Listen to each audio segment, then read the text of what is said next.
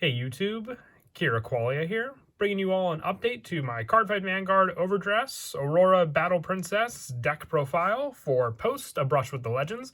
This is the latest update to the Bronze Gate deck that focuses on putting a bunch of your opponent's units into the prison, a set world order that basically takes away your opponent's rear guards and then making them have to pay different costs, whether it be counterblast, soul blast, to get them back onto their field. It definitely is a pretty strong deck that focuses on power plays, taking away a bunch of different numbers, whether it be from the hand, drop zone, or field, placing them into the prison, and then having boosted skills based on how many are in the prison altogether. With A Brush with the Legends, it just got that much better of a deck with more and more different Aurora Battle Princesses to support the deck, along with a bunch of other different generic Bronze Gate cards to add to the actual power and supply of the deck. So let's go ahead and get started with the deck profile. So for the ride deck has pretty much stayed the same for the whole deck, with Aurora Battle Princess Ruby Red being the starter of choice. When wrote upon, if you went second, draw a card. Our grade 1 being Aurora Battle Princess Kyanite Blue.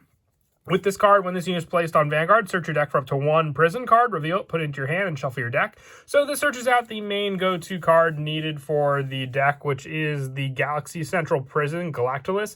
This acts as the prison that you would place your opponent's units into, and with it you have that much pressure to rely on taking away units every turn as long as you have the different cards needed to perform those skills. With our grade 2 being Aurora Battle Princess Rosette Pink. When this unit is placed on Vanguard, if your opponent chooses a card from their hand and imprisons it in your prison. So taking away a card from their hand, yes, they can get it back with a counterblast or a soul blast next turn, but from the hand can definitely take away resources that they may need to use. So they'll definitely have to choose and spare cards like sentinels or ride target potential cards with this card, or even cards needed for any of their play setups. So this is a great way to disrupt those plays early on. With our grade 3 being the Aurora Battle Princess Seraph Snow, along with this card being a big part of the ride deck. We're also maxing out the number of cards for it in the actual main deck, so 3 additional copies of Aurora Battle Princess Seraph Snow. On Vanguard during your turn, if one or more of your opponent's cards are imprisoned in your prison, this unit gets plus 10,000 power, and if there are 3 or more cards in prison, this unit gets drive plus 1. So this should always meet the requirements. It's just an easy setup in the prison, and on Vanguard or rear, once per turn, you counterblast 1, choose 2 of your opponent's rear guards, and imprison them in your prison. So for just a counterblast of 1, you can easily make this skill every turn, the possibility of taking away more and more cards, and just that much more easy for your opponent, because this is the main part of your deck, while your opponent has to use counterblasts to get their units back, along with use counterblasts for their own skills in their deck. So this is very, very strong, being able to take away those cards and have that soul built up for you to use for a bunch of your other different cards in the deck. It's the only grade 3 we're running now. We got more different Aurora Battle Princesses in the upcoming packs, including the Festival Collection and the A Brush with the Legends set. So for the grade 2s, focusing on the card we got from the first Genesis of the 5 Greats booster set, and that is Aurora Battle Princess Aggro Rouge.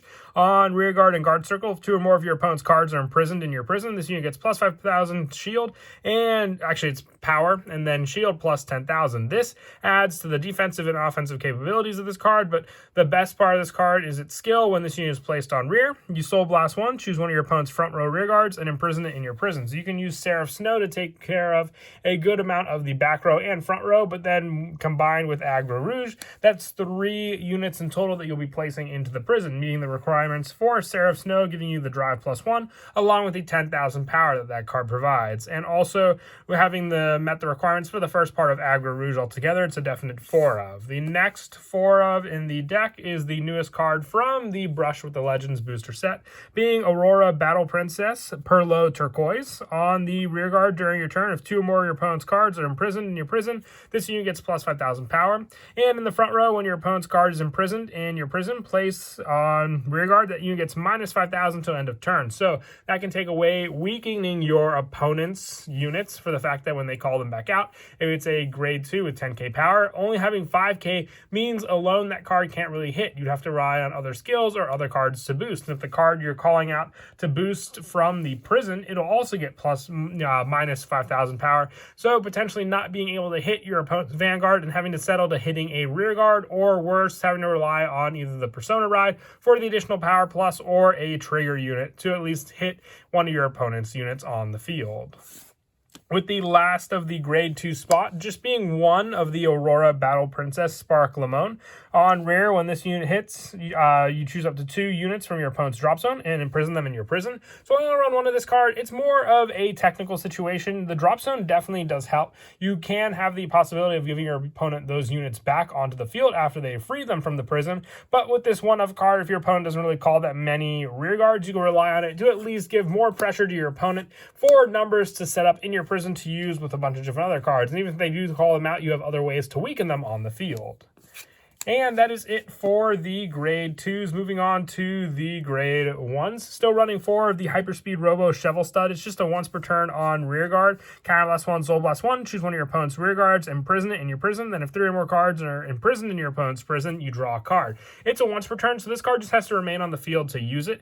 And it gives you draw power, so making up for the heavy cost of the Counterblast and the Soul Blast by making so you at least can take away one of their cards on the field, no restrictions where on the field, and also giving you that draw power for it. So with this card, it's a max of 4, so you always have the numbers to work with all the other different Aurora Battle Princesses that we're using in the deck. With the other grade 1 spots going to still the Bauble Mine. This card provides the counter charge power, but being able to put this unit in the soul also gives us more soul to use. So it's a great matchup with Shovel Stud, giving you both the cards needed for it. And all you have to do is at the end of the battle, this unit boosted, if your order zone has a set order, which it always will, being the prison card, the Galactolus set order, you can always have the counter charge ready to go with this card also. It dropped to 3 because of our next grade 1, and that is Bizarre Beast Bagum Order.